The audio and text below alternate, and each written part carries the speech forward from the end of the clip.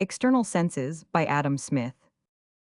The senses by which we perceive external objects are commonly reckoned five in number, viz., seeing, hearing, smelling, tasting, and touching. Of these, the four first mentioned are each of them confined to particular parts or organs of the body. The sense of seeing is confined to the eyes, that of hearing to the ears, that of smelling to the nostrils, and that of tasting to the palate. The sense of touching alone 439 seems not to be confined to any particular organ, but to be diffused through almost every part of the body. If we accept the hair and the nails of the fingers and toes, I believe through every part of it. I shall say a few words concerning each of these senses, beginning with the last, proceeding backwards in the opposite order to that in which they are commonly enumerated. Of the sense of ouching, the objects of touch always present themselves as pressing upon, or as resisting the particular part of the body which perceives them, or by which we perceive them. When I lay my hand upon the table presses upon my hand, or resists the further motion of my hand, in the same manner as my hand presses upon the table. But pressure or resistance necessarily supposes externality in the thing which presses or resists. The table could not press upon or resist the further motion of my hand if it was not external to my hand.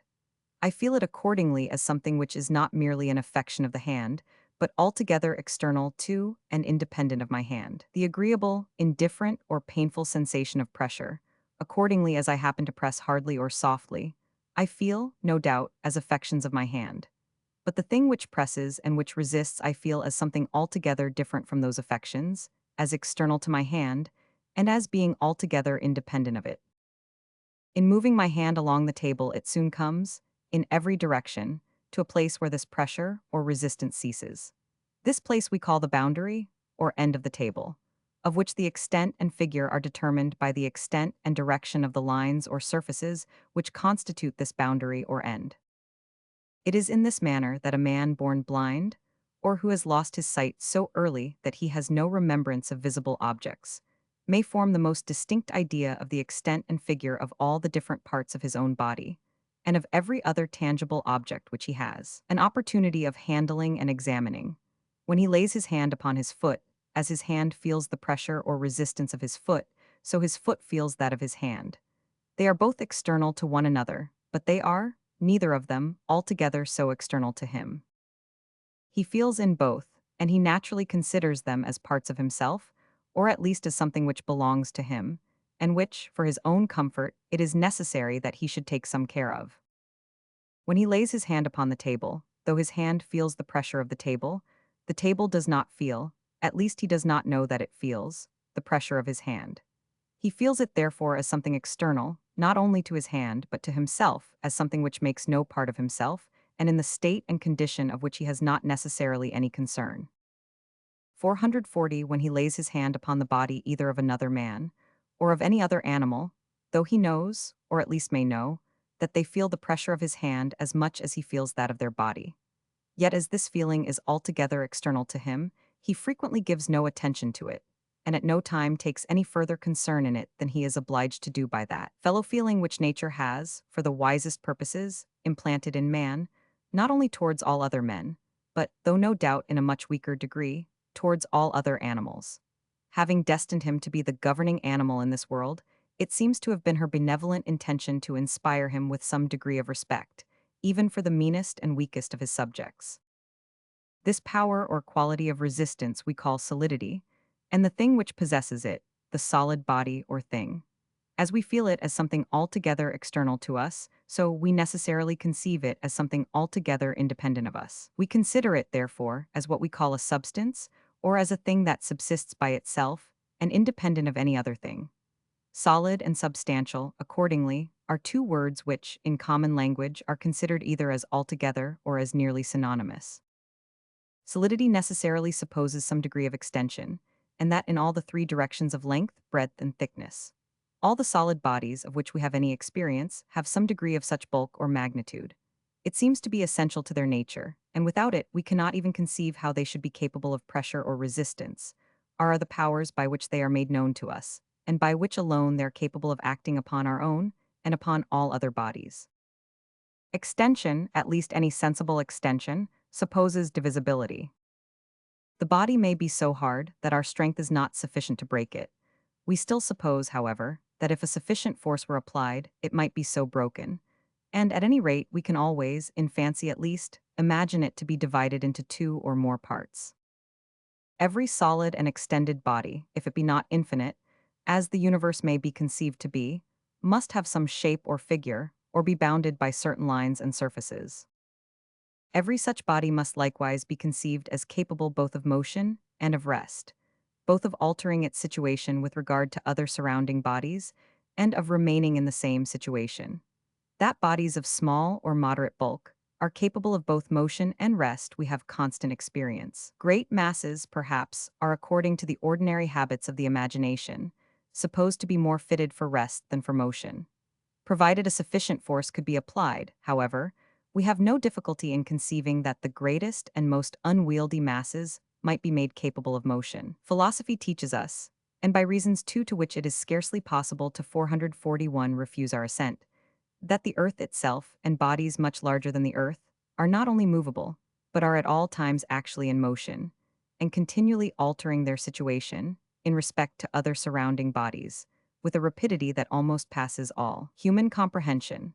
In the system of the universe, at least according to the imperfect notions which we have hitherto been able to attain concerning it, the great difficulty seems to be, not to find the most enormous masses in motion, but to find the smallest particle of matter that is perfectly at rest with regard to all other surrounding bodies. These four qualities, or attributes of extension, divisibility, figure, and mobility, or the capacity of motion or rest, seem necessarily involved in the idea or conception of a solid substance. They are, in reality, inseparable from that idea or conception, and the solid substance cannot possibly be conceived to exist without them.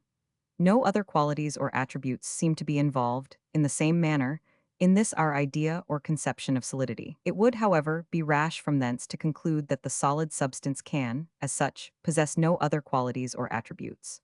This rash conclusion, notwithstanding, has been not only drawn but insisted upon as an axiom of indubitable certainty by philosophers of very eminent reputation. Of these external and resisting substances, some yield easily and change their figure, at least in some degree, in consequence of the pressure of our hand. Others neither yield nor change their figure, in any respect, in consequence of the utmost pressure which our hand alone is capable of giving them.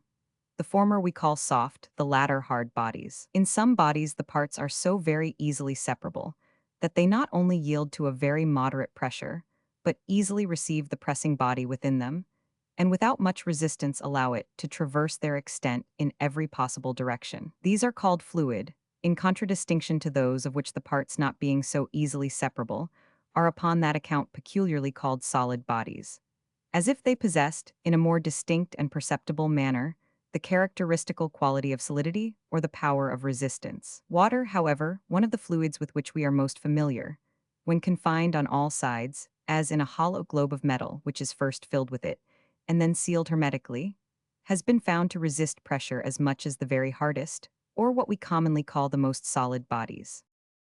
Some fluids yield so very easily to the slightest pressure, that upon ordinary occasions we are scarcely sensible of their resistance, and are upon that account little disposed to conceive them as bodies, or as things capable of pressure and resistance.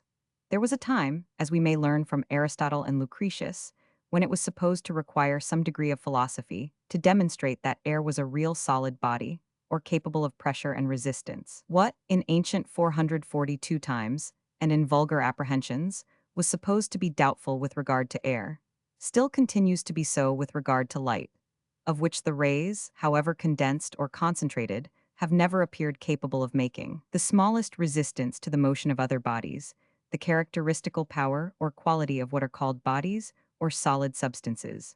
Some philosophers accordingly doubt, and some even deny, that light is a material or corporeal substance. Though all bodies or solid substances resist, yet all those with which we are acquainted appear to be more or less compressible, or capable of having, without any diminution in the quantity of their matter, their bulk more or less reduced within a smaller space than that which they usually occupy. An experiment of the Florentine Academy was supposed to have fully demonstrated that water was absolutely incompressible. The same experiment, however, having been repeated with more care and accuracy, It appears that water, though it strongly resists compression, is, however, when a sufficient force is applied, like all other bodies, in some degree liable to it. Air, on the contrary, by the application of a very moderate force, is easily reducible within a much smaller portion of space than that which it usually occupies. The condensing engine, and what is founded upon it, the wind gun, sufficiently demonstrate this. And even without the help of such ingenious and expensive machines, we may easily satisfy ourselves of the truth of this proportion by squeezing a full-blown bladder of which the neck is well tied. The hardness or softness of bodies, or the greater or smaller force with which they resist any change of shape, seems to depend altogether upon the stronger or weaker degree of cohesion with which their parts are mutually attracted to one another. The greater or smaller force with which they resist compression may, upon many occasions, be owing partly to the same cause.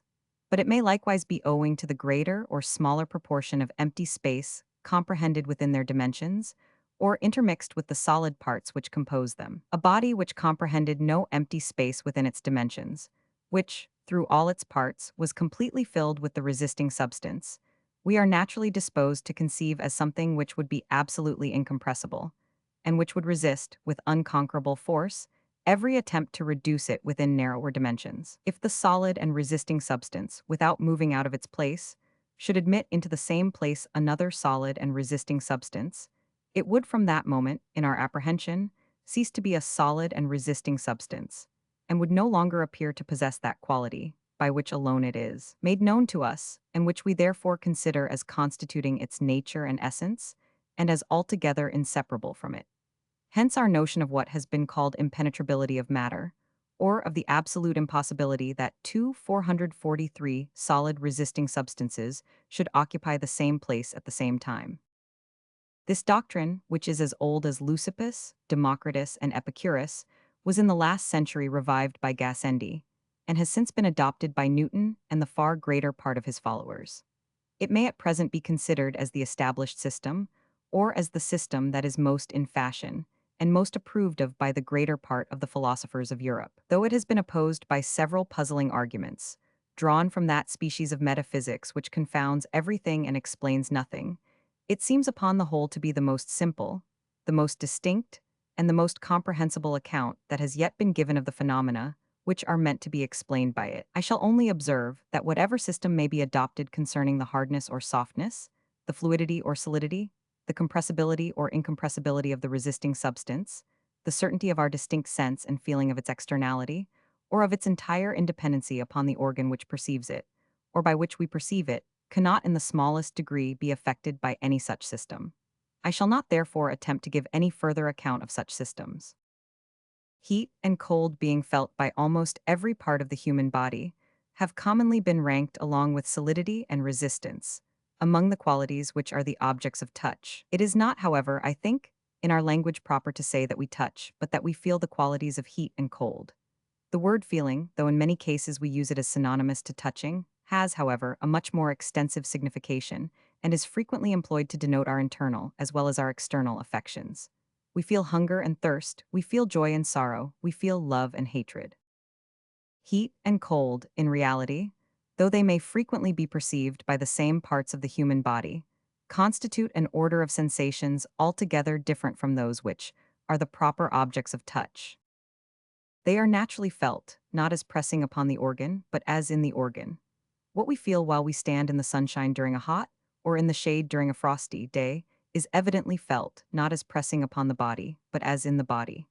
It does not necessarily suggest the presence of any external object, nor could we from thence alone infer the existence of any such object. It is a sensation which neither does nor can exist anywhere but either in the organ which feels it, or in the unknown principle of perception, whatever that may be, which feels in that organ, or by means of that organ. When we lay our hand upon a table, which is either heated or cooled a good deal beyond the actual temperature of our hand, we have two distinct perceptions. First, that of the solid or resisting table, which is necessarily felt as something external to, and independent of, the hand which feels it. And secondly, 444, that of the heat or cold, which by the contact of the table is excited in our hand, and which is naturally felt as nowhere but in our hand, or in the principle of perception which feels in our hand.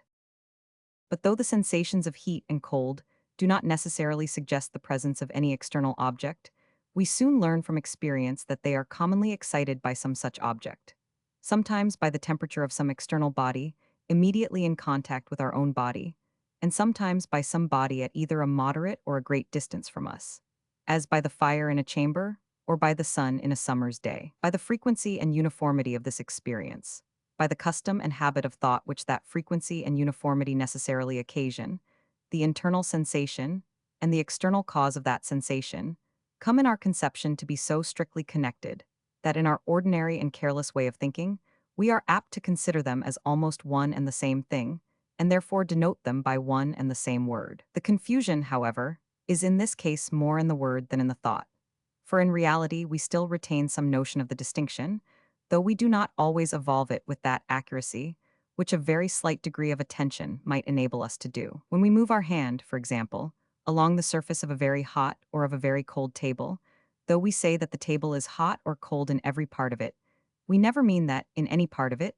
it feels the sensations either of heat or of cold, but that in every part of it, it possesses the power of exciting one or other of those sensations in our bodies. The philosophers who have taken so much pains to prove that there is no heat in the fire, meaning that the sensation or feeling of heat is not in the fire, have labored to refute an opinion which the most ignorant of mankind never entertained. But the same word being, in common language, employed to signify both the sensation and the power of exciting that sensation, they, without knowing it perhaps or intending it, have taken advantage of this ambiguity and have triumphed in their own superiority, when by irresistible arguments they establish an opinion which, in words indeed, is diametrically opposite to the most obvious judgments of mankind, but which in reality is perfectly agreeable to those judgments. Of the sense of tasting. When we taste any solid or liquid substance, we have always two distinct perceptions. First, that of the solid or liquid body, which is naturally felt as pressing upon, and therefore as external to, and independent of the organ which feels it. And secondly, that of particular taste, relish or savor which it excites in the palate or organ of tasting, and which is naturally felt, not as pressing upon, as external to, or as independent of that organ, but as altogether in the organ, and nowhere but in the organ, or in the principle of perception which feels in 445 that organ. When we say that the food which we eat has an agreeable or disagreeable taste in every part of it, we do not thereby mean that it has the feeling or sensation of taste in any part of it, but that in every part of it, it has the power of exciting that feeling or sensation in our palates. Though in this case we denote by the same word in the same manner, and for the same reason, as in the case of heat and cold, both the sensation and the power of exciting that sensation, this ambiguity of language misleads the natural judgments of mankind in the one case as little as in the other. Nobody ever fancies that our food feels its own agreeable or disagreeable taste. Of the sense of smelling. Very smell or odor is naturally felt as in the nostrils, not as pressing upon or resisting the organ, not as in any respect external to, or independent of, the organ, but as altogether in the organ, and nowhere else but in the organ, or in the principle of perception which feels in that organ. We soon learn from experience, however, that this sensation is commonly excited by some external body, by a flower, for example, of which the absence removes, and the presence brings back, the sensation. This external body we consider as the cause of the sensation, and we denominate by the same words both the sensation and the power by which the external body produces this sensation. But when we say that the smell is in the flower, we do not thereby mean that the flower itself has any feeling of the sensation which we feel, but that it has the power of exciting the sensation in our nostrils, or in the principle of perception which feels in our nostrils. Though this sensation, and the power by which it is excited, are thus denoted by the same word, this ambiguity of language misleads, in this case, the natural judgments of mankind as little as in the two preceding. Of the sense of hearing. Very sound is naturally felt as in the ear, the organ of hearing. Sound is not naturally felt as resisting or pressing upon the organ, or as in any respect external to, or independent of the organ. We naturally feel it as an affection of our ear, as something which is altogether in our ear, and nowhere but in our ear, or in the principle of perception which feels in our ear. We soon learn from experience, indeed, that the sensation is frequently excited by bodies at a considerable distance from us, often at a much greater distance, than those ever are which excite the sensation of smelling. We learn too from experience that this sound or sensation in our ears receives different modifications according to the distance and direction of the body which originally causes it. The sensation is stronger, the sound is louder when that body is near. The sensation is weaker, the sound is lower when that body is at a distance. The sound, or sensation, too undergoes some 446 variation according as the body is placed on the right hand or on the left, before or behind us. In common language, we frequently say that the sound seems to come from a great or from a small distance, from the right hand or from the left, from before or from behind us. We frequently say, too, that we hear a sound at a great or small distance, on our right hand or on our left. The real sound, however, the sensation in our ear, can never be heard or felt anywhere but in our ear. It can never change its place. It is incapable of motion, and can come, therefore, neither from the right nor from the left, neither from before nor from behind us. The ear can feel or hear nowhere but where it is, and cannot stretch out its powers of perception, either to a great or to a small distance, either to the right or to the left. By all such phrases, we in reality mean nothing but to express our opinion concerning either the distance or the direction of the body, which excites the sensation of sound. When we say that the sound is in the bell, we do not mean that the bell hears its own sound, or that anything like our sensation is in the bell, but that it possesses the power of exciting that sensation in our organ of hearing. Though in this, as well as in some other cases, we express by the same word both the sensation and the power of exciting that sensation. This ambiguity of language occasions scarce any confusion in the thought, and when the different meanings of the word are properly distinguished, the opinions of the vulgar and those of the philosopher, though apparently opposite, on examination turn out to be exactly the same.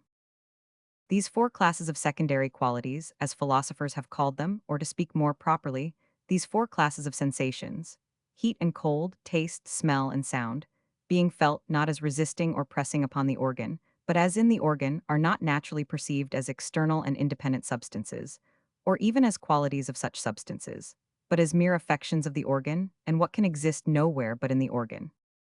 They do not possess, nor can we even conceive them as capable of possessing, any one of the qualities, which we consider as essential to, and inseparable from, external solid and independent substances. First, they have no extension. They are neither long nor short, they are neither broad nor narrow, they are neither deep nor shallow. The bodies which excite them, the spaces within which they may be perceived, may possess any of those dimensions, but the sensations themselves can possess none of them. When we say of a note in music that it is long or short, we mean that it is so in point of duration. In point of extension, we cannot even conceive that it should be either the one or the other. Secondly, those sensations have no figure. They are neither round nor square, though the bodies which excite them, though the spaces within which they may be perceived, may be either the one or the other. 447. Thirdly, those sensations are incapable of motion. The bodies which excite them may be moved to a greater or to a smaller distance. The sensations become fainter in the one case and stronger in the other. Those bodies may change their direction with regard to the organ of sensation. If the change be considerable, the sensations undergo some sensible variation in consequence of it. But still, we never ascribe motion to the sensations. Even when the person who feels any of those sensations, and consequently the organ by which he feels them, changes his situation, we never, even in this case, say that the sensation moves or is moved. It seems to exist always, where alone it is capable of existing, in the organ which feels it. We never even ascribe to those sensations the attribute of rest, because we never say that anything is at rest, unless we suppose it capable of motion. We never say that anything does not change its situation with regard to other things, unless we can suppose it to be capable of changing that situation. Fourthly, those sensations, as they have no extension, so they can have no divisibility. We cannot even conceive that a degree of heat or cold, that a smell, a taste, or a sound should be divided, in the same manner as the solid and extended substance may be divided, into two halves, or into four quarters, or into any number of parts. But though all these sensations are equally incapable of division, there are three of them, taste, smell, and sound, which seem capable of a certain composition and decomposition. A skillful cook will, by his taste, perhaps, sometimes distinguish the different ingredients, which enter into the composition of a new sauce, and of which the simple tastes make up the compound one of the sauce. A skillful perfumer may, perhaps, sometimes be able to do the same thing with regard to a new scent. In a concert of vocal and instrumental music, an acute and experienced ear readily distinguishes all the different sounds which strike upon it at the same time, and which may, therefore, be considered as making up one compound sound. Is it by nature, or by experience, that we learn to distinguish between simple and compound sensations of this kind? I am disposed to believe that it is altogether by experience, and that naturally all tastes, smells, and sounds, which affect the organ of sensation at the same time, are felt as simple and uncompounded sensations. It is altogether by experience, I think, that we learn to observe the different affinities and resemblances which the compound sensation bears to the different simple ones, which compose it, and to judge that the different causes, which excite those different simple sensations, enter into the composition of that cause which excites the compounded one. It is sufficiently evident that this composition and decomposition is altogether different from that union and separation of parts, which constitutes the divisibility of solid extension. 448. The sensations of heat and cold seem incapable even of this species of composition and decomposition. The sensations of heat and cold may be stronger at one time and weaker at another. They may differ in degree, but they cannot differ in kind. The sensations of taste, smell, and sound frequently differ, not only in degree, but in kind. They are not only stronger and weaker, but some tastes are sweet and some bitter. Some smells are agreeable and some offensive. Some sounds are acute and some grave. And each of these different kinds or qualities, too, is capable of an immense variety of modifications. It is the combination of such simple sensations, as differ not only in degree but in kind, which constitutes the compounded sensation. These four classes of sensations, therefore, having none of the qualities which are essential to, and inseparable from, the solid, external, and independent substances which excite them, cannot be qualities or modifications of those substances. In reality, we do not naturally consider them as such, though in the way in which we express ourselves on the subject, there is frequently a good deal of ambiguity and confusion. When the different meanings of words, however, are fairly distinguished, these sensations are, even by the most ignorant and illiterate, understood to be not the qualities, but merely the effects of the solid, external, and independent substances upon the sensible and living organ, or upon the principle of perception which feels in that organ. Philosophers, however, have not in general supposed that those exciting bodies produce those sensations immediately, but by the intervention of one, two, or more intermediate causes. In the sensation of taste, for example, though the exciting body presses upon the organ of sensation, this pressure is not supposed to be the immediate cause of the sensation of taste. Certain juices of the exciting body are supposed to enter the pores of the palate, and to excite, in the irritable and sensible fibers of that organ, certain motions or vibrations, which produce there the sensation of taste. But how those juices should excite such motions, or how such motions should produce, either in the organ, or in the principle of perception which feels in the organ, the sensation of taste, or a sensation, which not only does not bear the smallest resemblance to any motion, but which itself seems incapable of all motion, no philosopher has yet attempted, nor probably ever will attempt to explain to us. The sensations of heat and cold, of smell and sound, are frequently excited by bodies at a distance, sometimes at a great distance, from the organ which feels them. But it is a very ancient and well-established axiom in metaphysics that nothing can act where it is not, and this axiom, it must, I think, be acknowledged, is at least perfectly agreeable to our natural and usual habits of thinking. The sun, the great source of both heat and light, is at an immense 449 distance from us. His rays, however, traversing, with inconceivable rapidity, the immensity of the intervening regions, as they convey the sensation of light to our eyes, so they convey that of heat to all the sensible parts of our body. They even convey the power of exciting that sensation to all the other bodies that surround us. They warm the earth and air, we say, that is, they convey to the earth and the air the power of exciting that sensation in our bodies. A common fire produces, in the same manner, all the same effects, though the sphere of its action is confined within much narrower limits. The odoriferous body, which is generally too at some distance from us, is supposed to act upon our organs by means of certain small particles of matter, called effluvia, which being sent forth in all possible directions, and drawn into our nostrils by the inspiration of breathing, produce there the sensation of smell. The minuteness of those small particles of matter, however, must surpass all human comprehension. Enclose in a gold box for a few hours a small quantity of musk. Take out the musk and clean the box with soap and water as carefully as it is possible. Nothing can be supposed to remain in the box, but such effluvia as, having penetrated into its interior pores, may have escaped the effects of this cleansing. The box, however, will retain the smell of musk for many, I do not know for how many years. And these effluvia, how minute soever we may suppose them, must have had the powers of subdividing themselves, and of emitting other effluvia of the same kind, continually, and without any interruption, during so long a period. The nicest balance, however, which human art has ever been able to invent, will not show the smallest increase of weight in the gold box immediately after it has been thus carefully cleaned. The sensation of sound is frequently felt at a much greater distance from the sounding than that of smell ever is from the odoriferous body. The vibrations of the sounding body, however, are supposed to produce certain correspondent vibrations and pulses in the surrounding atmosphere, which, being propagated in all directions, reach our organ of hearing and produce there the sensation of sound. There are not many philosophical doctrines, perhaps, established upon a more probable foundation than that of the propagation of sound by means of the pulses or vibrations of the air.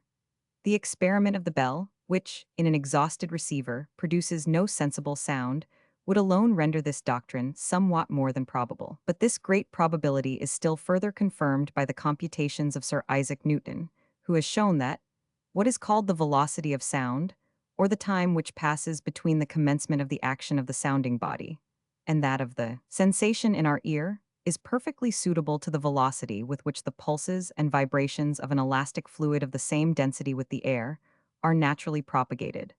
Dr. 450 Benjamin Franklin has made objections to this doctrine, but I think without success. Such are the intermediate causes by which philosophers have endeavored to connect the sensation in our organs with the distant bodies which excite them. How those intermediate causes, by the different motions and vibrations which they may be supposed to excite on our organs, produce there those different sensations, none of which bear the smallest resemblance to vibration or motion of any kind, no philosopher has yet attempted to explain to us. Of the sense of SEDING. 500 R. B. Erkley, in his new theory of vision, one of the finest examples of philosophical analysis that is to be found, either in our own or in any other language, has explained, so very distinctly, the nature of the objects of sight, their dissimilitude to, as well as their correspondence and connection with those of touch, that I have scarcely anything to add to what he has already done. It is only in order to render some things, which I shall have occasion to say hereafter, intelligible to such readers as may not have had an opportunity of studying his book, that I have presumed to treat of the same subject, after so great a master. Whatever I shall say upon it, if not directly borrowed from Dr. Berkeley, has at least been suggested by what he has already said. That the objects of sight are not perceived as resisting or pressing upon the organ which perceives them, is sufficiently obvious. They cannot therefore suggest, at least in the same manner as the objects of touch, their externality and independency of existence. We are apt, however, to imagine that we see objects at a distance from us, and that consequently the externality of their existence is immediately perceived by our sight. But if we consider that the distance of any object from the eye is a line turned endways to it, and that this line must consequently appear to it but as one point, we shall be sensible that distance from the eye cannot be the immediate object of sight, but that all visible objects must naturally be perceived as close upon the organ, or more properly, perhaps, like all other sensations, as in the organ which perceives them. That the objects of sight are all painted in the bottom of the eye, upon a membrane called the retina, pretty much in the same manner as the like objects are painted in a camera obscura, is well known to whoever has the slightest tincture of the science of optics. And the principle of perception, it is probable, originally perceives them, as existing in that part of the organ, and nowhere but in that part of the organ. No optician, accordingly, no person who has ever bestowed any moderate degree of attention upon the nature of vision, has ever pretended that distance from the eye was the immediate object of sight. How it is that, by 451 means of our sight, we learn to judge of such distances, opticians have endeavored to explain in several different ways. I shall not, however, at present, stop to examine their systems. The objects of touch are solidity, and those modifications of solidity which we consider as essential to it, and inseparable from it. Solid extension, figure, divisibility, and mobility. The objects of sight are color, and those modifications of color which, in the same manner, we consider as essential to it and inseparable from it. Colored extension, figure, divisibility, and mobility. When we open our eyes, the sensible colored objects which present themselves to us must all have a certain extension, or must occupy a certain portion of the visible surface which appears before us. They must too have all a certain figure, or must be bounded by certain visible lines, which mark upon that surface the extent of their respective dimensions. Every sensible portion of this visible or colored extension must be conceived as divisible, or as separable into two, three, or more parts. Every portion, too, of this visible or colored surface must be conceived as movable, or as capable of changing its situation, and of assuming a different arrangement with regard to the other portions of the same surface. Color, the visible, bears no resemblance to solidity, the tangible object. A man born blind, or who has lost his sight so early as to have no remembrance of visible objects, can form no idea or conception of color. Touch alone can never help him to it. I have heard, indeed, of some persons who had lost their sight after the age of manhood, and who had learned to distinguish by the touch alone the different colors of cloths or silks, the goods which it happened to be their business to deal in. The powers by which different bodies excite in the organs of sight the sensations of different colors probably depend upon some difference in the nature, configuration, and arrangement of the parts which compose their respective surfaces. This difference may, to a very nice and delicate touch, make some difference in the feeling, sufficient to enable a person, much interested in the case, to make this distinction in some degree, though probably in a very imperfect and inaccurate one. A man born blind might possibly be taught to make the same distinctions, but though he might thus be able to name the different colors, which those different surfaces reflected, though he might thus have some imperfect notion of the remote causes of the sensations, he could have no better idea of the sensations themselves than that other blind man, mentioned by Mr. Locke, had, who said that he imagined the color of scarlet resembled the sound of a trumpet. A man born deaf may, in the same manner, be taught to speak articulately. He is taught how to shape and dispose of his organs, so as to pronounce each letter, syllable, and word. But still, though he may have some imperfect idea of the remote causes of 452, the sounds which he himself utters, of the remote causes of the sensations which he himself excites in other people, he can have none of those sounds or sensations themselves. If it were possible, in the same manner, that a man could be born without the sense of touching, that of seeing could never alone suggest to him the idea of solidity, or enable him to form any notion of the external and resisting substance. It is probable, however, not only that no man, but that no animal was ever born without the sense of touching, which seems essential to, and inseparable from, the nature of animal life and existence. It is unnecessary, therefore, to throw away any reasoning, or to hazard any conjectures, about what might be the effects of what I look upon as altogether an impossible supposition. The eye, when pressed upon by any external and solid substance, feels, no doubt, that pressure and resistance, and suggests to us, in the same manner as every other feeling part of the body, the external and independent existence of that solid substance. But in this case, the eye acts not as the organ of sight, but as an organ of touch, for the eye possesses the sense of touching in common with almost all the other parts of the body. The extension, figure, divisibility, and mobility of color. The sole object of sight, though, on account of their correspondence and connection with the extension, figure, divisibility, and mobility of solidity, they are called by the same name, yet seem to bear no sort of resemblance to their namesakes. As color and solidity bear no sort of resemblance to one another, so neither can their respective modifications. Dr. Berkeley very justly observes that though we can conceive either a colored or a solid line to be prolonged indefinitely, yet we cannot conceive the one to be added to the other.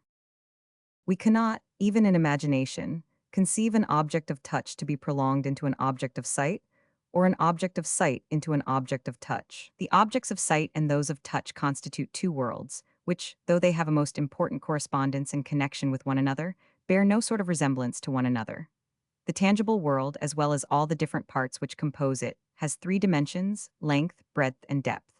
The visible world, as well as all the different parts which compose it, has only two: length and breadth. It presents to us only a plane or surface, which, by certain shades and combinations of color, suggests and represents to us, in the same manner as a picture does, certain tangible objects which have no color, and which therefore can bear no resemblance to those shades and combinations of color. Those shades and combinations suggest those different tangible objects as at different distances, according to certain rules of perspective, which it is, perhaps, not very easy to say how it is that we learn, whether by some particular instinct or by some application of either reason or experience, which 453 has become so perfectly habitual to us that we are scarcely sensible when we make use of it.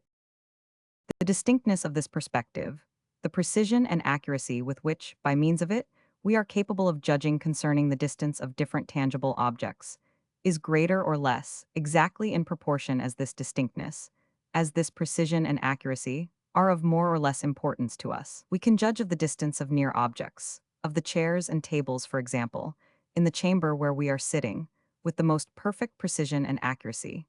And if in broad daylight we ever stumble over any of them, it must be, not from any error in the sight, but from some defect in the attention. The precision and accuracy of our judgment concerning such near objects are of the utmost importance to us, and constitute the great advantage which a man who sees has over one who is unfortunately blind. As the distance increases, the distinctness of this perspective, the precision and accuracy of our judgment gradually diminish. Of the tangible objects which are even at the moderate distance of 1, 2, or 3 miles from the eye, we are frequently at a loss to determine which is nearest and which remotest. It is seldom of much importance to us to judge with precision concerning the situation of the tangible objects which are even at this moderate distance. As the distance increases, our judgments become more and more uncertain, and at a very great distance, such as that of the fixed stars, it becomes altogether uncertain. The most precise knowledge of the relative situation of such objects could be of no other use to the inquirer than to satisfy the most unnecessary curiosity. The distances at which different men can by sight distinguish, with some degree of precision, the situation of the tangible objects which the visible ones represent, is very different.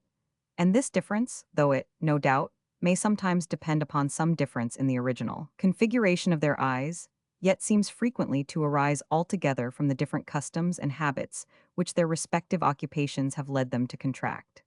Men of letters, who live much in their closets and have seldom occasion to look at very distant objects, are seldom farsighted. Mariners, on the contrary, almost always are. Those especially who have made many distant voyages, in which they have been the greater part of their time out of sight of land, and have in daylight been constantly looking out towards the horizon for the appearance of some ship or of some distant shore. It often astonishes a landsman to observe with what precision a sailor can distinguish in the offing, not only the appearance of a ship which is altogether invisible to the landsman, but the number of her masts, the direction of her course, and the rate of her sailing. If she is a ship of his acquaintance, he frequently can tell her name, before the landsman has been able to discover even the appearance of a ship. 454 visible objects, color, and all its different modifications, are in themselves mere shadows or pictures, which seem to float, as it were, before the organ of sight. In themselves, and independent of their connection with the tangible objects which they represent, they are of no importance to us, and can essentially neither benefit us nor hurt us. Even while we see them, we are seldom thinking of them. Even when we appear to be looking at them with the greatest earnestness, our whole attention is frequently employed, not upon them, but upon the tangible objects represented by them. It is because almost our whole attention is employed, not upon the visible and representing, but upon the tangible and represented objects, that in our imaginations we are apt to ascribe to the former a degree of magnitude which does not belong to them, but which belongs altogether to the latter. If you shut one eye and hold immediately before the other a small circle of plain glass, of not more than half an inch in diameter, you may see through that circle the most extensive prospects, lawns and woods and arms of the sea and distant mountains. You are apt to imagine that the landscape which is thus presented to you, that the visible picture which you thus see, is immensely great and extensive. The tangible objects which this visible picture represents undoubtedly are so. But the visible picture which represents them can be no greater than the little visible circle through which you see it. If while you are looking through this circle, you could conceive a fairy hand and a fairy pencil to come between your eye and the glass, that pencil could delineate upon that little glass the outline of all those extensive lawns and woods, and arms of the sea and distant mountains, in the full and the exact dimensions with which they are really seen by the naked eye.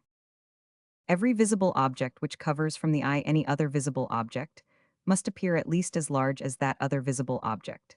It must occupy at least an equal portion of that visible plane or surface which is at that time presented to the eye. Opticians accordingly tell us that all the visible objects which are seen under equal angles must to the eye appear equally large. But the visible object, which covers from the eye any other visible object, must necessarily be seen under angles at least equally large as those under which that other object is seen. When I hold up my finger, however, before my eye, it appears to cover the greater part of the visible chamber in which I am sitting. It should therefore appear as large as the greater part of that visible chamber. But because I know that the tangible finger bears but a very small proportion to the greater part of the tangible chamber, I am apt to fancy that the visible finger bears but a like proportion to the greater part of the visible chamber. My judgment corrects my eyesight and, in my fancy, reduces the visible object, which represents the little tangible one, below its real visible dimensions. And, on the 455 contrary, it augments the visible object which represents the great tangible one a good deal beyond those dimensions. My attention being generally altogether occupied about the tangible and represented, and not at all about the visible and representing objects, my careless fancy bestows upon the latter a proportion which does not in the least belong to them, but which belongs altogether to the former. It is because the visible object which covers any other visible object must always appear at least as large as that other object, that opticians tell us that the sphere of our vision appears to the eye always equally large, and that when we hold our hand before our eye in such a manner that we see nothing but the inside of the hand, we still see precisely the same number of visible points. The sphere of our vision is still as completely filled. The retina of the eye is as entirely covered with the object which is thus presented to it, as when we survey the most extensive horizon. A young gentleman who was born with a cataract upon each of his eyes was, in 1728, couched by Mr. Cheselden, and by that means for the first time made to see distinctly. At first, says the operator, he could bear but very little sight, and the things he saw he thought extremely large. But upon seeing things larger, those first seen he conceived less, never being able to imagine any lines beyond the bounds he saw. The room he was in, he said, he knew to be but part of the house, yet he could not conceive that the whole house would look bigger. It was unavoidable that he should at first conceive that no visible object could be greater, could present to his eye a greater number of visible points, or could more completely fill the comprehension of that organ than the narrowest sphere of his vision. And when that sphere came to be enlarged, he still could not conceive that the visible objects which it presented could be larger than those which he had first seen.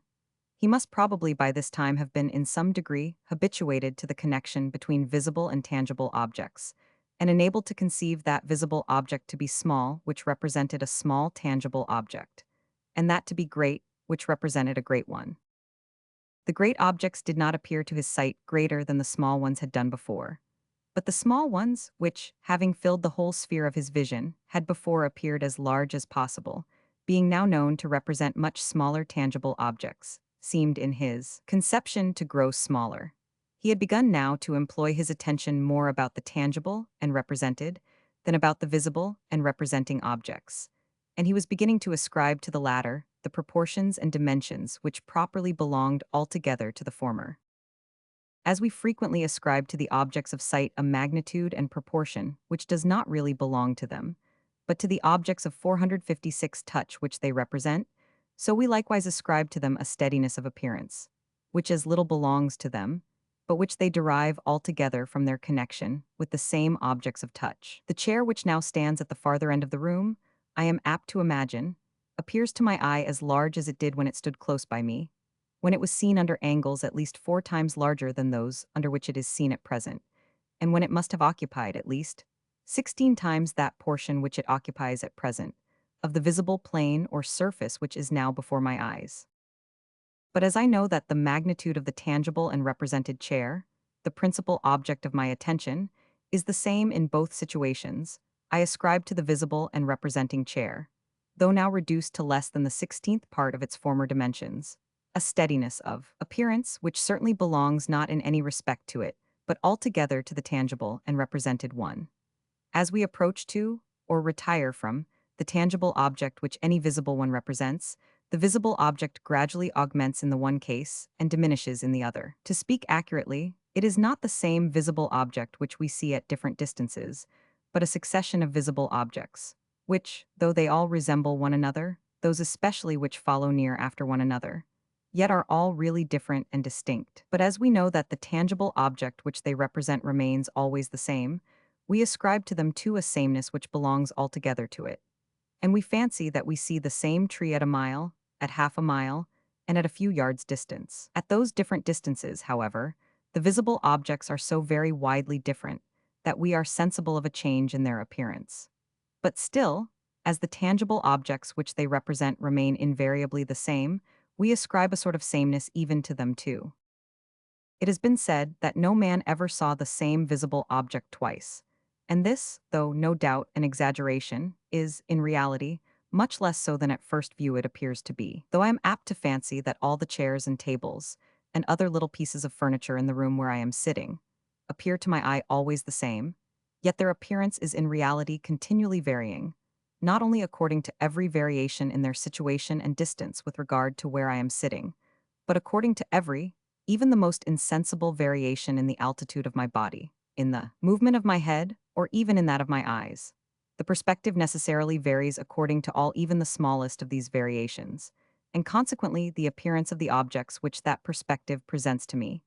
Observe what difficulty a portrait painter finds in getting the person who sits for his picture to present to him precisely that view of the countenance from which the first outline was drawn. The painter is scarce ever completely satisfied with the situation of the face, which is presented to 457 him, and finds that it is scarcely ever precisely the same with that from which he rapidly sketched the first outline. He endeavors, as well as he can, to correct the difference from memory, from fancy, and from a sort of art of approximation, by which he strives to express as nearly as he can the ordinary effect of the look, air, and character of the person whose picture he is drawing. The person who draws from a statue, which is altogether immovable, feels a difficulty, though, no doubt, in a less degree of the same kind. It arises altogether from the difficulty which he finds in placing his own eye precisely in the same situation during the whole time which he employs in completing his drawing.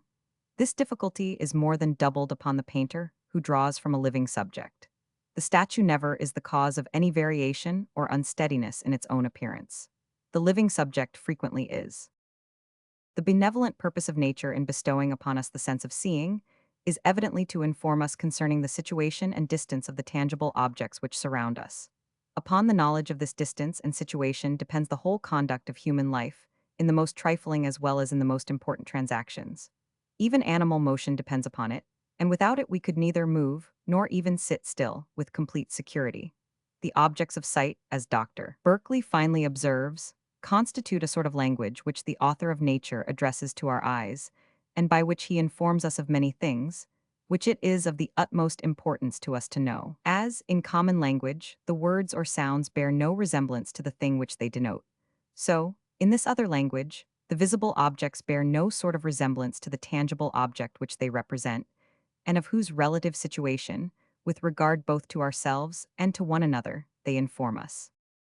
He acknowledges, however, that though scarcely any word be by nature better fitted to express one meaning than any other meaning, yet that certain visible objects are better fitted than others to represent certain tangible objects. A visible square, for example, is better fitted than a visible circle to represent a tangible square. There is, perhaps strictly speaking, no such thing as either a visible cube or a visible globe, the objects of sight being all naturally presented to the eye as upon one surface. But still there are certain combinations of colors which are fitted to represent to the eye, both the near and the distant, both the advancing and the receding lines, angles, and surfaces of the tangible cube, and there are others fitted to represent, in the same manner, both the near and the receding surface of the tangible globe. The combination which represents the tangible cube would not be fit to represent the tangible globe, and that which represents the tangible globe would not be fit to represent the tangible cube, though there may, therefore, be no resemblance between visible and tangible 458 objects. There seems to be some affinity or correspondence between them, sufficient to make each visible object fitter to represent a certain precise tangible object than any other. Tangible object.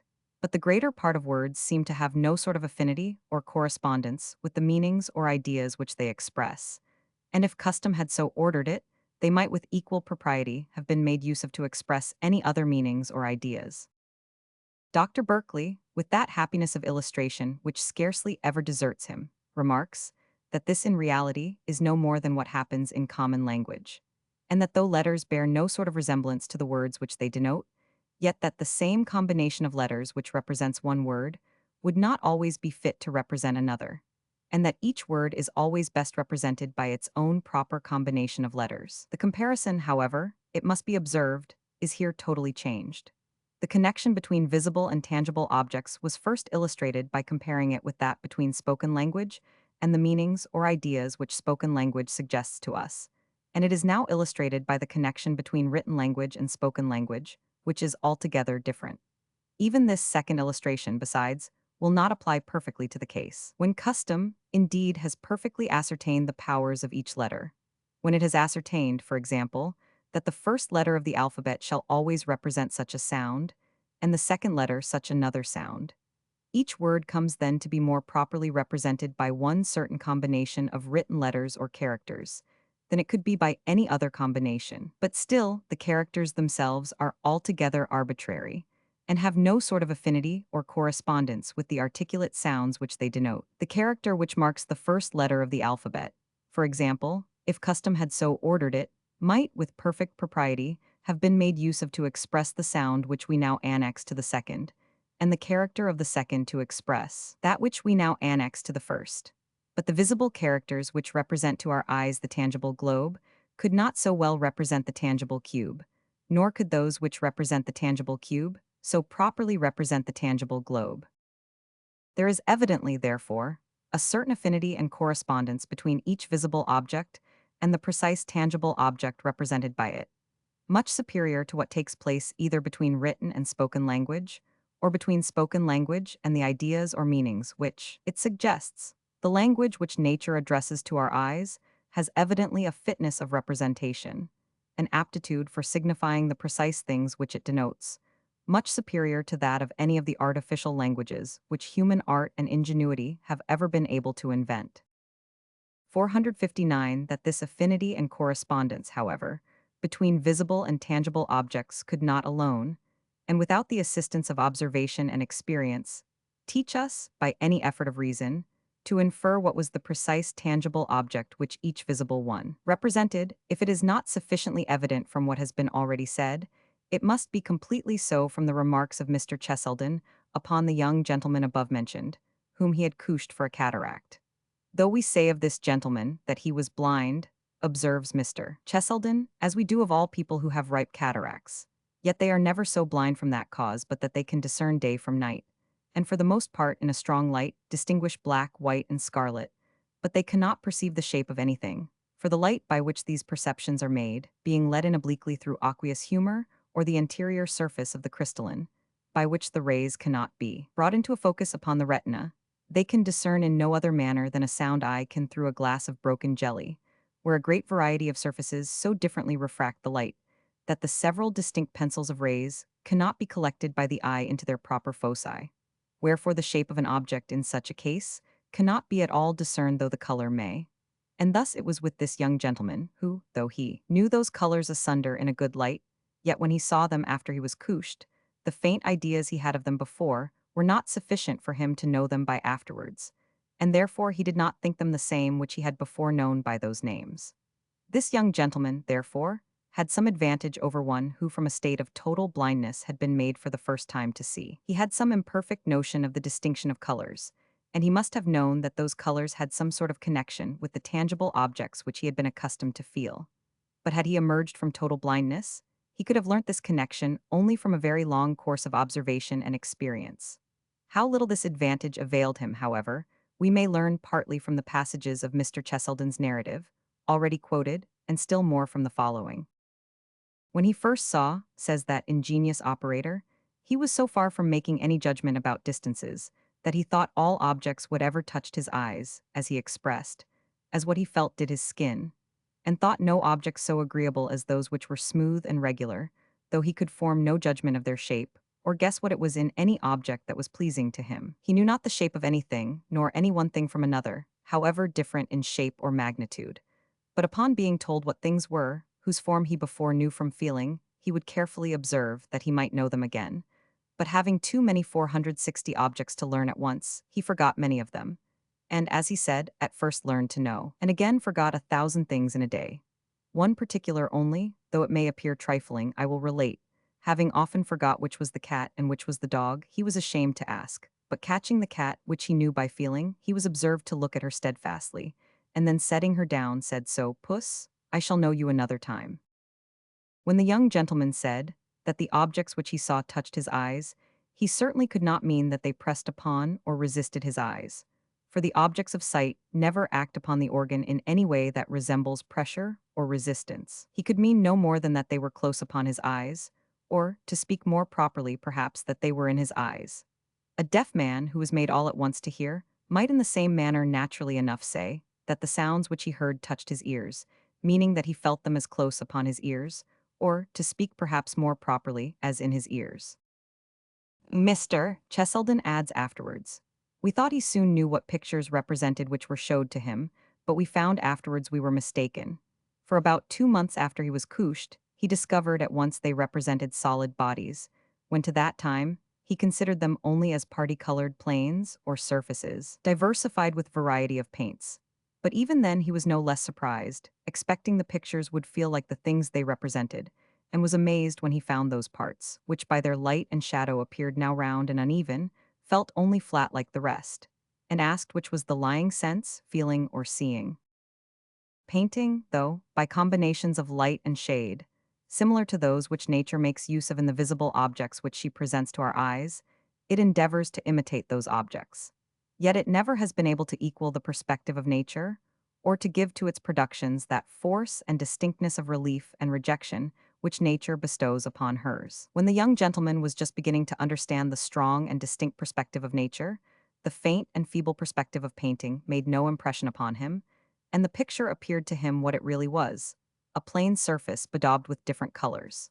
When he became more familiar with the perspective of nature, the inferiority of that of painting did not hinder him from discovering its resemblance to that of nature.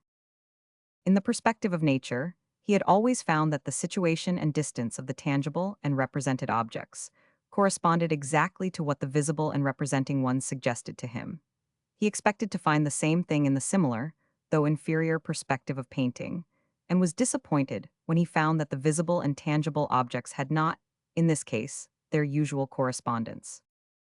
461, in a year after seeing, adds Mr. Cheselden, the young gentleman being carried upon Epsom Downs, and observing a large prospect, he was exceedingly delighted with it and called it a new kind of seeing. He had now, it is evident, come to understand completely the language of vision. The visible objects which this noble prospect presented to him did not now appear as touching or as close upon his eye. They did not now appear of the same magnitude with those small objects to which, for some time after the operation, he had been accustomed, in the little chamber where he was confined.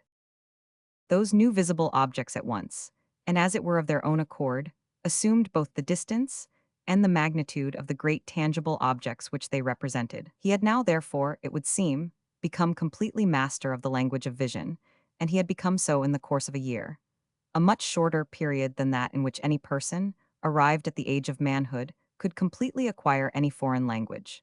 It would appear, too, that he had made very considerable progress even in the 2 first months. He began at that early period to understand even the feeble perspective of painting, and though at first he could not distinguish it from the strong perspective of nature, yet he could not have been thus imposed upon by so imperfect an imitation, if the great principles of vision had not beforehand been deeply impressed upon his mind, and if he had not, either by the association of ideas or by some other unknown principle, been strongly determined to expect certain tangible objects in consequence of the visible ones which had been presented to him. This rapid progress, however, may perhaps be accounted for from that fitness of representation, which has already been taken notice of, between visible and tangible objects. In this language of nature, it may be said, the analogies are more perfect. The etymologies, the declensions, and conjugations, if one may say so, are more regular than those of any human language. The rules are fewer, and those rules admit of no exceptions. But though it may have been altogether by the slow paces of observation and experience that this young gentleman acquired the knowledge of the connection between visible and tangible objects. We cannot from thence with certainty infer that young children have not some instinctive perception of the same kind. In him, this instinctive power, not having been exerted at the proper season, may, from disuse, have gone gradually to decay, and at last have been completely obliterated. Or, perhaps, what seems likewise very possible, some feeble and unobserved remains of it may have somewhat facilitated his acquisition of what he might otherwise have found it much more difficult to acquire a knowledge of. That, antecedent to all experience, the young of at least the greater part of animals possess some instinctive perception of this kind, seems abundantly evident. The hen never feeds her young by dropping the 462 food into their bills, as the linnet and thrush feed theirs. Almost as soon as her chickens are hatched, she does not feed them, but carries them to the field to feed, where they walk about at their ease, it would seem, and appear to have the most distinct perception of all the tangible objects which surround them. We may often see them, accordingly, by the straightest road, run to and pick up any little grains which she shows them, even at the distance of several yards. And they no sooner come into the light than they seem to understand this language of vision as well as they ever do afterwards. The young of the partridge and of the grouse seem to have, at the same early period, the most distinct perceptions of the same kind. The young partridge, almost as soon as it comes from the shell, runs about among long grass and corn, the young grouse among long heath, and would both most essentially hurt themselves if they had not the most acute, as well as distinct perception of the tangible objects which not only surround them but press upon them on all sides. This is the case too with the young of the goose, of the duck, and, so far as I have been able to observe, with those of at least the greater part of the birds which make their nests upon the ground, with the greater part of those which are ranked by Linnaeus in the orders of the hen and the goose, and of many of those long-shanked and wading birds which he places in the order that he distinguishes by the name of grawl A. The young of those birds that build their nests in bushes, upon trees, in the holes and crevices of high walls, upon high rocks and precipices and other places of difficult access, of the greater part of those ranked by Linnaeus in the orders of the hawk, the magpie, and the sparrow, seem to come blind from the shell, and to continue so for at least some days thereafter. Till they are able to fly, they are fed by the joint labor of both parents. As soon as that period arrives, however, and probably for some time before, they evidently enjoy all the powers of vision in the most complete perfection, and can distinguish with most exact precision the shape and proportion of the tangible objects, which every visible one represents. In so short a period, they cannot be supposed to have acquired those powers from experience, and must therefore derive them from some instinctive suggestion. The sight of birds seems to be both more prompt and more acute than that of any other animals. Without hurting themselves, they dart into the thickest and most thorny bushes, fly with the utmost rapidity through the most intricate forests, and while they are soaring aloft in the air, discover upon the ground the insects and grains upon which they feed. The young of several sorts of quadrupeds seem, like those of the greater part of birds which make their nests upon the ground, to enjoy as soon as they come into the world the faculty of seeing as completely as they ever do afterwards. The day, or the day after they are dropped, the calf follows the cow, and the foal the mare to the field. And though 463 from timidity they seldom remove far from the mother, yet they seem to walk about at their ease, which they could not do unless they could distinguish, with some degree of precision, the shape and proportion of the tangible objects which each visible one represents. The degree of precision, however, with which the horse is capable of making this distinction, seems at no period of his life to be very complete. He is at all times apt to startle at many visible objects, which, if they distinctly suggested to him the real shape and proportion of the tangible objects which they represent, could not be the objects of fear. At the trunk or root of an old tree, for example, which happens to be laid by the roadside, at a great stone, or the fragment of a rock which happens to lie near the way where he is going.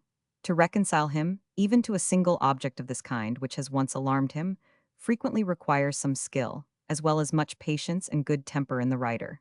Such powers of sight, however, as nature has thought proper to render him capable of acquiring, he seems to enjoy from the beginning, in as great perfection as he ever does afterwards.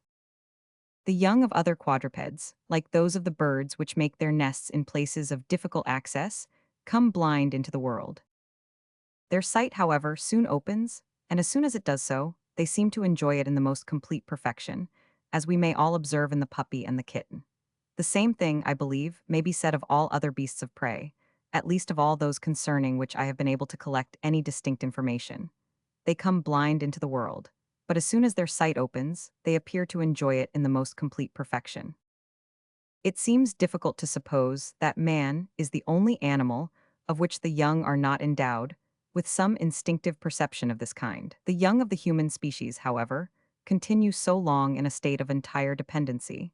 They must be so long carried about in the arms of their mothers or of their nurses, that such an instinctive perception may seem less necessary to them than to any other race of animals. Before it could be of any use to them, observation and experience may, by the known principle of the association of ideas, have sufficiently connected in their young minds each visible object with the corresponding tangible one which it is fitted to represent. Nature, it may be said, never bestows upon any animal any faculty which is not either necessary or useful, and an instinct of this kind would be altogether useless to an animal which must necessarily acquire the knowledge which the instinct is given to supply, long before that instinct could be of any use to it. Children, however, appear at so very early a period to know the distance, the shape, and magnitude of the different tangible objects which are presented to them, that I am disposed to believe that even they may have some instinctive perception of this kind, though possibly in a much weaker degree than the greater part 464 of other animals. A child that is scarcely a month old stretches out its hands to feel any little plaything that is presented to it. It distinguishes its nurse and the other people who are much about it from strangers. It clings to the former and turns away from the latter. Hold a small looking-glass before a child of not more than 2 or 3 months old, and it will stretch out its little arms behind the glass, in order to feel the child which it sees, and which it imagines is at the back of the glass. It is deceived, no doubt, but even this sort of deception sufficiently demonstrates that it has a tolerably distinct apprehension of the ordinary perspective of vision, which it cannot well have learnt from observation and experience. Do any of our other senses, antecedently to such observation and experience, instinctively suggest to us some conception of the solid and resisting substances which excite their respective sensations, though these sensations bear no sort of resemblance to those substances?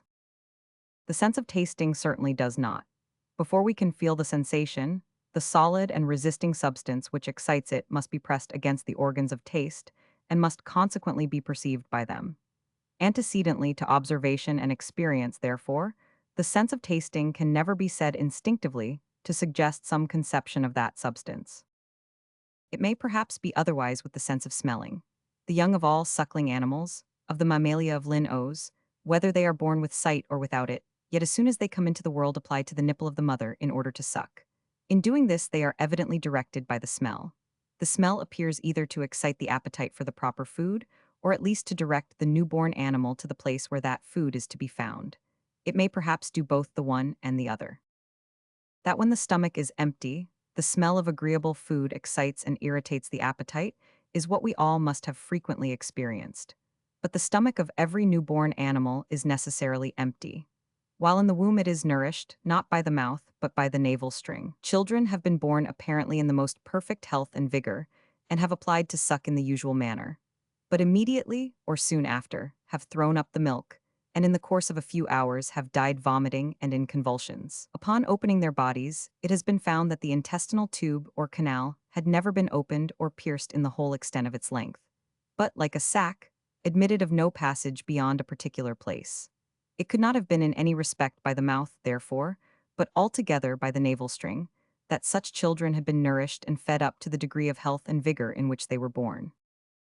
Every animal, while in the womb, seems to draw its nourishment, more like a vegetable from the root than like an anima from the mouth, and that nourishment seems to be conveyed to all the different parts of the body by tubes and canals in many respects different from those which afterwards perform the same function. As soon as it comes into the world, this new set of tubes and canals which the providential care of nature had for a long time before been gradually preparing, is all at once and instantaneously opened. They are all empty, and they require to be filled. An uneasy sensation accompanies the one situation, and an agreeable one the other. The smell of the substance which is fitted for filling them increases and irritates that uneasy sensation, and produces in the infant hunger or the appetite for food. But all the appetites which take their origin from a certain state of the body seem to suggest the means of their own gratification, and, even long before experience, some anticipation or preconception of the pleasure which attends that gratification. In the appetite for sex, which frequently, I am disposed to believe almost always, comes a long time before the age of puberty, this is perfectly and distinctly evident. The appetite for food suggests to the newborn infant the operation of sucking, the only means by which it can possibly gratifying that appetite. It is continually sucking. It sucks whatever is presented to its mouth. It sucks even when there is nothing presented to its mouth. And some anticipation or preconception of the pleasure which it is to enjoy in sucking seems to make it delight in putting its mouth into the shape and configuration by which it alone can enjoy that pleasure. There are other appetites in which the most unexperienced imagination produces a similar effect upon the organs which nature has provided for their gratification. The smell not only excites the appetite, but directs to the object which can alone gratify that appetite. But by suggesting the direction towards that object, the smell must necessarily suggest some notion of distance and externality, which are necessarily involved in the idea of direction.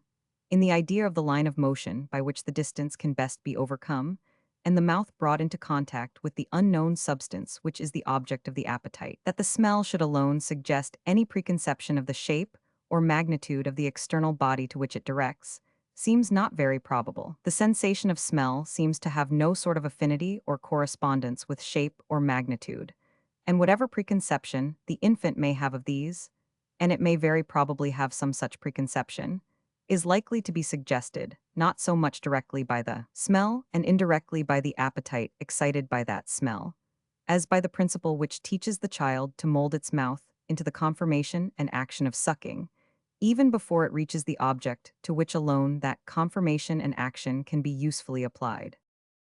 The smell, however, as it suggests the direction by which the externa body must be approached, must suggest at least some vague idea or preconception of the existence of that body, of the thing to which it directs, though not perhaps of the precise shape and magnitude of that thing. The infant, too, feeling its mouth attracted and drawn, as it were towards that external body, must conceive the smell which thus draws and attracts it, as something belonging to or proceeding from that body, or what is afterwards denominated and obscurely understood to be as a sort of quality or attribute of that body.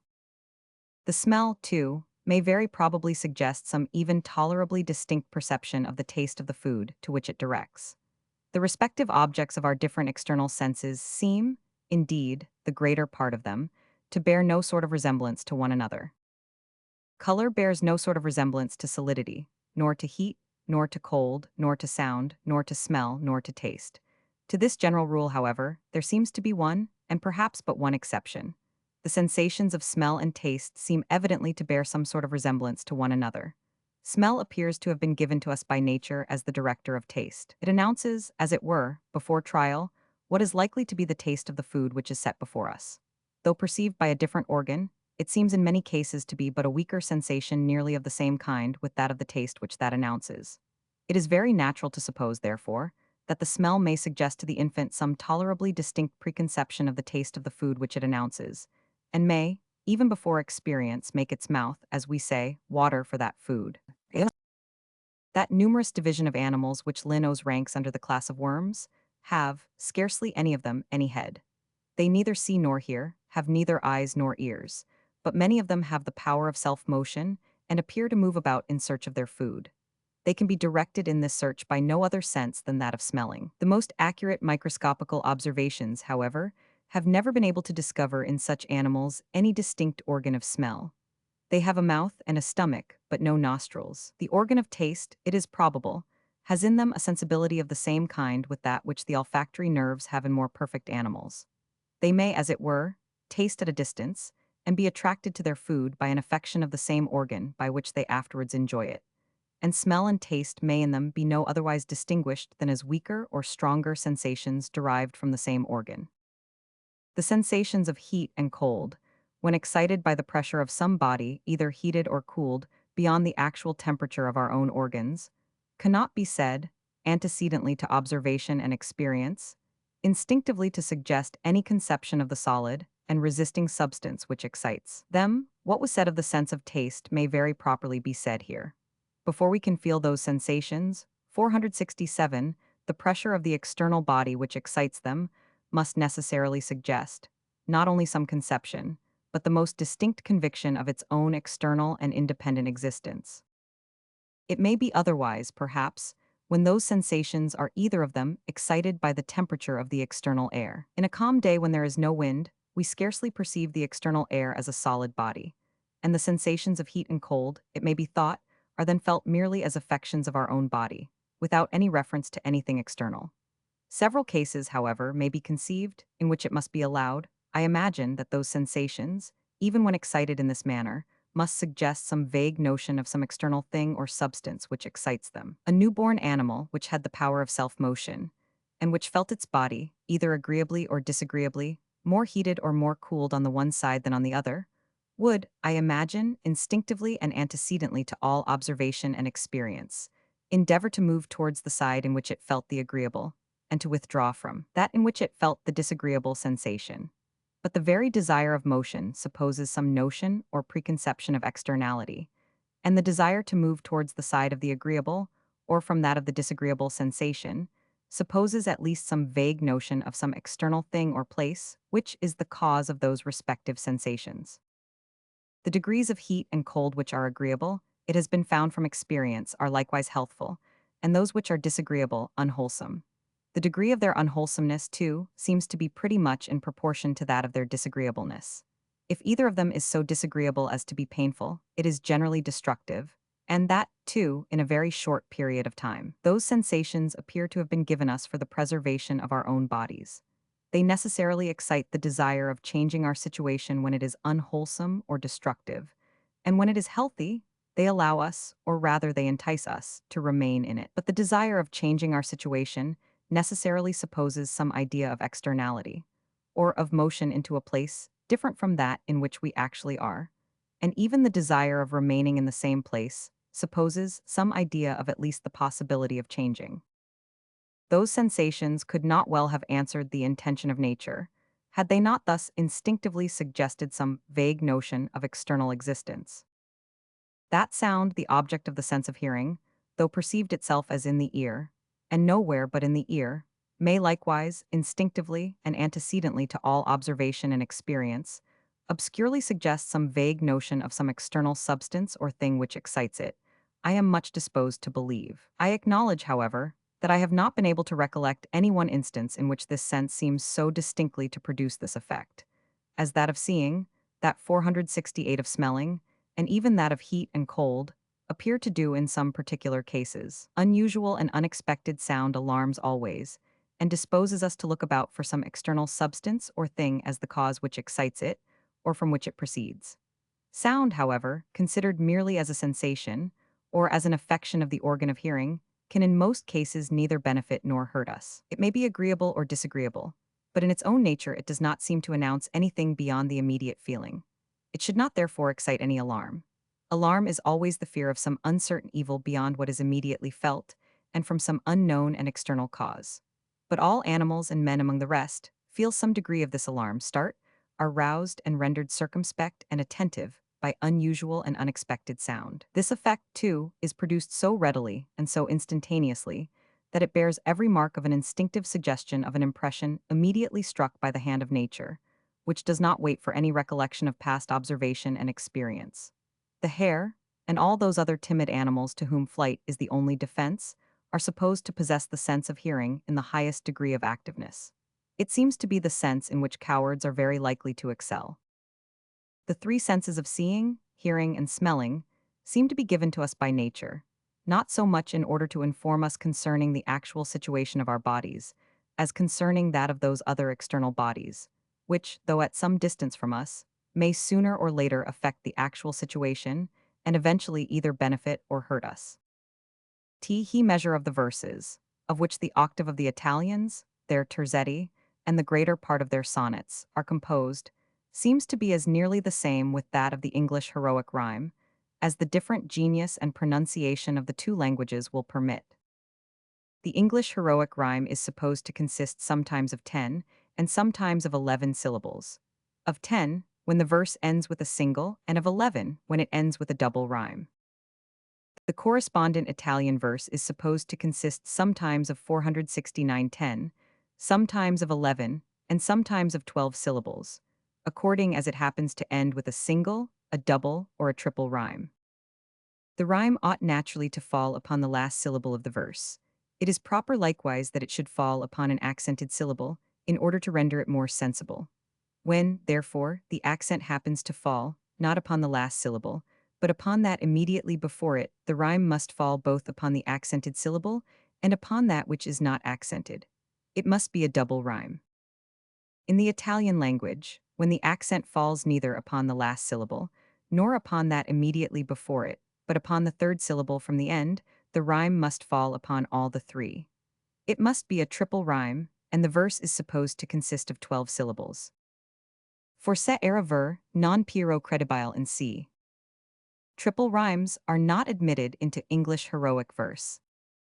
In the Italian language, the accent falls much more rarely, either upon the third syllable from the end of a word or upon the last syllable, than it does upon the one immediately before the last. In reality, this second syllable from the end seems, in that language, to be its most common and natural place. The Italian heroic poetry, therefore, is composed principally of double rhymes, or of verses supposed to consist of 11 syllables. Triple rhymes occur but seldom, and single rhymes still more seldom. In the English language, the accent falls frequently upon the last syllable of the word. Our language, besides, abounds in words of one syllable, the greater part of which do, for there are few which do not, admit of being accented. Words of one syllable are most frequently the concluding words of English rhymes. For both these reasons, English heroic rhyme is principally composed of single rhymes, or of verses supposed to consist of 10 syllables. Double rhymes occur almost as rarely in it as either single or triple do in the Italian. The rarity of double rhymes in English heroic verse makes them appear odd and awkward and even ludicrous when they occur. By the best writers, therefore, they are reserved for light and ludicrous occasions, when, in order to humor their subject, they stoop to a more familiar style than usual. When Mr. Pope says, "Worth makes the man, and want of it the fellow, the rest is all but leather or prunello." He means, in compliance with his subject, to condescend a good deal below the stateliness of his diction on the essay on man. Double rhymes abound more in Dryden than in Pope, and in Butler's Hudibras more than in Dryden. The rarity both of single and of triple rhyme in Italian heroic verse gives them the same odd and ludicrous air which double rhymes have 470 in English verse. In Italian, triple rhymes occur more frequently than single rhymes. The slippery, or if I may be allowed to use a very low, but a very expressive word, the glib pronunciation of the triple rhyme, verso sotrucciolo, seems to depart less from the ordinary movement of the double rhyme than the abrupt ending of the single rhyme, verso tronco e cadent, of the verse that appears to be cut off and to fall short of the usual measure. Single rhymes accordingly appear in Italian verse much more burlesque than triple rhymes. Single rhymes occur very rarely in Ariosto, but frequently in the more burlesque poem of Rixardetto. Triple rhymes occur much oftener in all the best writers. It is thus that what in English appears to be the verse of the greatest gravity and dignity appears in Italian to be the most burlesque and ludicrous. For no other reason, I apprehend, but because in the one language it is the ordinary verse, whereas in the other it departs most from the movements of ordinary verse. The common Italian heroic poetry being composed of double rhymes, it can admit both of single and of triple rhymes, which seem to recede from the common movement on opposite sides to nearly equal distances. The common English heroic poetry, consisting of single rhymes, it can admit of double, but it cannot admit of triple rhymes, which would recede so far from the common movements as to appear perfectly burlesque and ridiculous. In English, when a word accented upon the third syllable from the end happens to make the last word of a verse, the rhyme falls upon the last syllable only. It is a single rhyme, and the verse consists of no more than 10 syllables. But as the last syllable is not accented, it is an imperfect rhyme which, however, when confined to the second verse of the couplet, and even there introduced but rarely, may have a very agreeable grace, and the line may even seem to run more easy and natural by means of it. But of this fram, the bearings and the ties, the strict connections, nice dependencies, and see. When by a well-accented syllable in the end of the first line of a couplet, it has once been clearly ascertained what the rhyme is to be. A very slight allusion to it, such as can be made by a syllable of the same termination that is not accented, may often be sufficient to mark the coincidence in the second line. A word of this kind in the end of the first line seldom succeeds so well. Inhabitants of Old Jerusalem were Jebusites, the town so called from them. A couplet in which both verses were terminated in this manner would be extremely disagreeable and offensive. In counting the syllables, even of verses which to the ear appear sufficiently correct, a considerable indulgence must frequently be given, 471 before they can, in either language, be reduced to the precise number of 10, 11, or 12, according to the nature of the rhyme. In the following couplet, for example, there are, strictly speaking, 14 syllables in the first line and 12 in the second. And many a humorous, many an amorous lay, was sung by many a bard on many a day. By the rapidity, however, or, if I may use a very low word a second time, by the glibness of the pronunciation, those 14 syllables in the first line, and those 12 in the second, appear to take up the time but of 10 ordinary syllables. The words many a, though they plainly consist of 3 distinct syllables, or sounds, which are all pronounced successively, or the one after the other, yet pass as but 2 syllables. As do likewise these words, humorous and amorous. The words heaven and given, in the same manner, consist each of them of 2 syllables, which, how rapidly soever they may be pronounced, cannot be pronounced but successively, or the one after the other. In verse, however, they are considered as consisting but of 1 syllable. In counting the syllables of the Italian heroic verse, still greater indulgences must be allowed. 3 vowels must there frequently be counted as making but 1 syllable, though they are all pronounced, rapidly indeed, but in succession, or the one after the other, and though no 2 of them are supposed to make a diphthong. In these licenses, too, the Italians seem not to be very regular, and the same concourse of vowels which in one place makes but 1 syllable, will in another sometimes make 2. There are even some words which in the end of a verse are constantly counted for 2 syllables, but which in any other part of it are never counted for more than 1, such as the word siu, chu, siu, chu. Ruscelli observes that in the Italian heroic verse the accent ought to fall upon the 4th, the 6th, the 8th, and the 10th syllables, and that if it falls upon the 3rd, the 5th, the 7th, or the 9th syllables, it will spoil the verse. In English, if the accent falls upon any of the above-mentioned odd syllables, it equally spoils the verse. Bowed their stiff necks, loaden with stormy blasts. Though a line of Milton has not the ordinary movement of an English heroic verse, the accent falls upon the 3rd and 6th syllables. In Italian frequently, and in English sometimes, an accent is with great grace thrown upon the first syllable, in which case it seldom happens that any other syllable is accented before the 4th. Canto l'Armée Pyrus el Capitano. First in these fields I try the Sylvan strains. Both in English and in Italian, the second syllable may be accent with great grace, and it generally is so when the first syllable is not accented. Ian van el inferno e lui suppose, Ian vano es armo di Asia, idi Libya il papal mistu and see. Let us, since life can little more supply than just to look about us, and to die and see. Both in English and in Italian verse, an accent, though it must never be misplaced, may sometimes be omitted with great grace. In the last of the above-quoted English verses, there is no accent upon the 8th syllable, the conjunction and not admitting of any. In the following Italian verse, there is no accent upon the 6th syllable. O musa tu, ci di cadacialori and si.